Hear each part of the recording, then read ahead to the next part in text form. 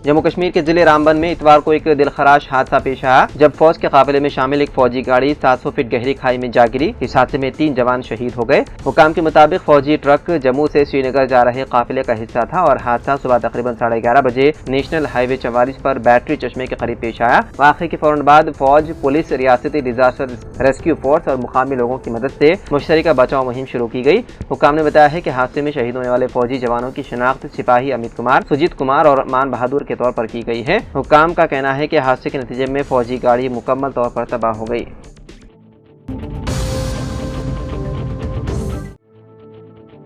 तेलंगाना के कामारेड्डी जिले में एक भाई ने अपनी बहन को जहेज में 2 तोला सोना देने में नाकाम हो जाने के बाद दिल बर्दाश्त होकर खुदकुशी कर ली। ये अफसोसनाक वाकया कामारेड्डी जिले के गौली लिंगाल गांव में पेश आया। तफसीलात के मुताबिक गौली लिंगाल गांव के रहने वाला 30 साला नरसिम्लू ने 4 साल कबल अपनी बहन भवानी की शादी मेदक जिले के बोरो गोपल्ली गाँव के दयानंद नामी शख्स से की थी। शादी के वक्त 7.5 तोले सोना देने का वादा किया गया था, मगर सिर्फ 5.5 तोले ही दिया जा सका। बाकी 2 तोले सोना न मिलने पर बहनोई दयानंद मुसलसल नरसिम्लू और उसके वालिदैन को दबाव डालता रहा। नरसिम्लू के वालिदैन कामारेड्डी में वॉचमैन की हैसियत से काम करते हैं, जबकि नरसिम्लू मजदूरी करके घर चलाता था। कर्जों की बोझ और बहन के लिए बाकी सोना खरीदने से कासिर नरसिम्लू ने ज़हनी दबाव में आकर अपनी झोपड़ी में फांसी लेकर खुदकुशी कर ली।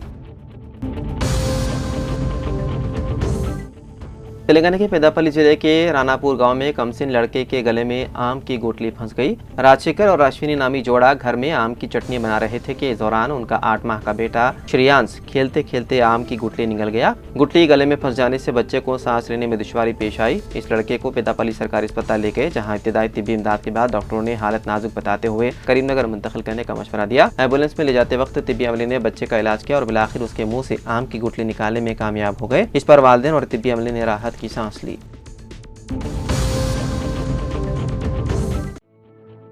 तेलंगाना के रंगारेड्डी जिले में 2 बसों के दरमियान तसादुम के वाक़े में 34 मुसाफिर जख्मी हो गए। यह हादसा हफ्ते की शब महेश्वरम मंडल में पेश आया। तफसीलात के मुताबिक एक आरटीसी बस और एक खानगी ट्रैवल्स की बस में तसादुम हो गया। इस हादसे में दोनों गाड़ियों में सवार मुसाफिर जख्मी हो गए। मुकामी अफराद ने फौरन पुलिस को इत्तला दी, जिस पर पुलिस मौके पर पहुंची और जख्मियों को करीबी अस्पताल मुंतकिल किया। जख्मियों में 4 अफराद की हालत नाजुक है, जबकि दीगर 30 मुसाफिर शदीद जख्मी हैं।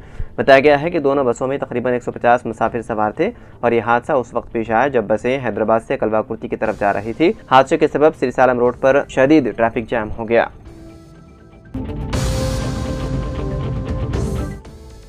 उस्मानी university of science, mathematics and statistics branch के पास कुछ तलबा को शदीद धूप में ठहरने पर मजबूर होना पड़ा। दरअसल उस्मानी यूनिवर्सिटी के science, mathematics and statistics branch के कुछ तलबा जो वेरिफिकेशन के लिए आए थे, उनको 1 से 2 घंटे शदीद गर्मी और धूप में ठहरने पर मजबूर होना पड़ा, जहां पर इंतजामिया की जानिब से कोई शेड या टेंट का भी इंतजाम नहीं किया गया, जिसकी वजह से तलबा को शदीद परेशानी का सामना करना पड़ा। यूनिवर्सिटी इंतजामिया को चाहिए था कि वेरिफिकेशन के लिए आए तलबा को धूप से बचने के लिए शेड या फिर टेंट का इंतजाम करना चाहिए था।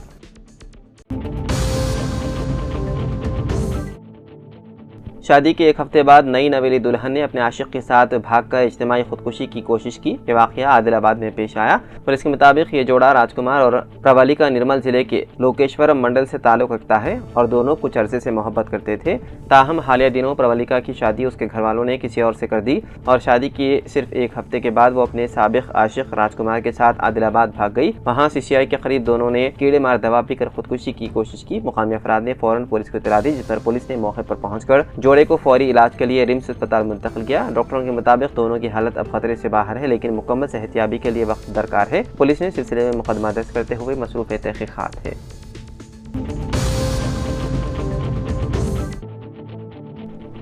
MBBS कोर्सेस में दाखिले के लिए मुल्क भर में नेशनल टेस्टिंग एजेंसी की जानिब से आज इतवार के रोज़ दोपहर 2 बजे से शाम 5 बजे तक नीट इम्तिहान मुनक़िद होने जा रहा है।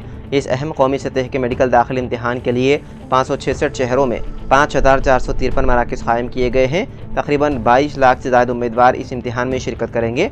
गुज़िश्ता साल के पेपर लीक तनाज़े के बाद इस मरतबा सख्त सिक्योरिटी इंतजाम किए गए हैं। तमाम मराकज़ पर सिक्योरिटी सख्त कर दी गई है। हफ्ते के दिन इम्तिहान की हमवार तकमील को यकीनी बनाने के लिए मॉक ड्रिल्स का इनेकाद किया गया, जिसमें मोबाइल सिग्नल जैम, उम्मीदवारों की तलाशी, बायोमेट्रिक तस्दीक जैसे इंतजाम का तफसीली जायजा लिया गया। तेलंगाना रियासत में नीट इम्तिहान 24 शहरों के 119 मराकज़ में होगा, जिनमें सिर्फ हैदराबाद ज़िले में 62 इम्तिहानी मराकज़ कायम किए गए हैं। रियासत भर से 72,507 तलबा इस कौमी सतह के मेडिकल दाखिली इम्तिहान में शिरकत करने वाले हैं। इम्तिहान के पुरअमन इनेकाद के लिए हुकाम की जानिब से सख्त हिफाजत इक़दाम किए गए हैं। नीट इम्तिहान लिखने वाले तलबा के लिए NTA की हिदायत ममनू अशिया की फहरिस्त जारी की गई है। बताया गया है कि तालीमी मवाद, पेंसिल बॉक्स, प्लास्टिक थैलियाँ, calculator, scale, pen, writing pad, USB, pen drive, erase, log table, electronic pen, scanner, mobile phone, Bluetooth device, earphone, microphone, pager, health band के अलावा wallet, sunglasses, handbag, belt, cap, कलाई watch, smart watch, camera, जेवरात और किसी भी किस्म की धात से बनी अशिया भी इम्तिहानी मराकज़ में ममनू करार दी गई है।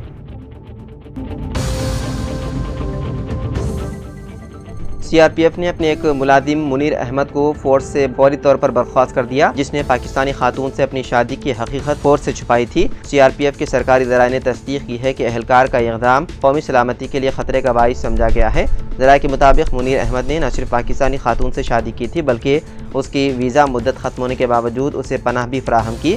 फोर्स ने इस अमल को क़वाइद की संगीन खिलाफ वर्जी करार दिया है और कहा कि किसी गैर मुल्की ख़ास तौर पर हसास नौइयत के ताल्लुक़ रखने वाले शख्स को गैर कानूनी तौर पर तहफ़्फ़ुज़ देना नाक़ाबिल क़बूल है। ये इंकिशाफ उस वक्त हुआ जब पहलगाम में होने वाले दहशतगर्द हमले के बाद हुकूमत ने मुल्क में मुकीम तमाम पाकिस्तानी शहरियों के वीज़े मनसूख करने का फैसला किया।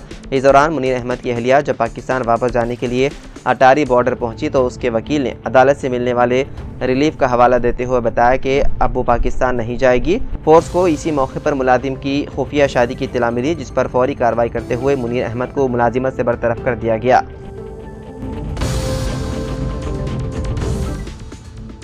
कलीदी इंफ्रास्ट्रक्चर प्रोजेक्ट्स बशमूल फ्लाईओवर और हैदराबाद ओल्ड सिटी मेट्रो कामों की पेशरफ्त का तेलंगाना की चीफ सेक्रेटरी के रामकृष्ण राव ने शहर भर के अचानक दौरों के दौरान मुकम्मल मुआयना किया। उन्होंने मुतादिद जारी पेशरफ्तों का जायजा लिया जो शहर की तब्दीली के लिए अहम है। मुआयने के दौरान चीफ सेक्रेटरी ने बड़े फ्लाईओवर्स की तामीराती सूरत हाल, हैदराबाद ओल्ड सिटी मेट्रो की तोसी, फुटओवर ब्रिज की तरक्की, KBR HCT प्रोजेक्ट की तरक्की और सीवरेज ट्रीटमेंट प्लांट के कामों का जायजा लिया।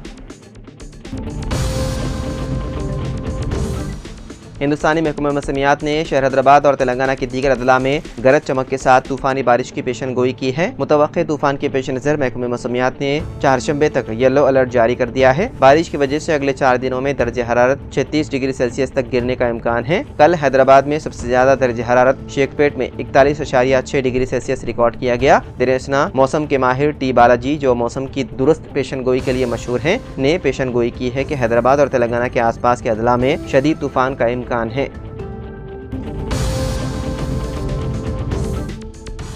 मरकज़ी वज़ीर नितिन गडकरी अंबरपेट का फ्लाईओवर कौम के नाम मौसूम करने के अलावा तेलंगाना के लिए 5,416 करोड़ रुपए के 26 प्रोजेक्ट का संग बुनियाद रखेंगे। एक प्रेस कॉन्फ्रेंस से खिताब करते हुए मरकज़ी वज़ीर G किशन रेड्डी ने कहा कि मरकज़ी हुकूमत तेलंगाना की तरक्की बिलखुसूस सड़कों की तामीरात पर खुसूसी तवज्जो दे रही है। रियासत तेलंगाना के 33 अजला के मुंजमिला 32 अजला से नेशनल हाईवेज गुजरने का दावा किया। उन्होंने कहा कि किसी भी रियासत की तरक्की और सरमाकारी की वसूली के लिए सड़कों का नेटवर्क बेहतरीन होना जरूरी है, जिसको मद्देनजर रखते हुए मरकज़ी हुकूमत सड़कों की तामीरात पर खुसूसी तवज्जो दे रही है।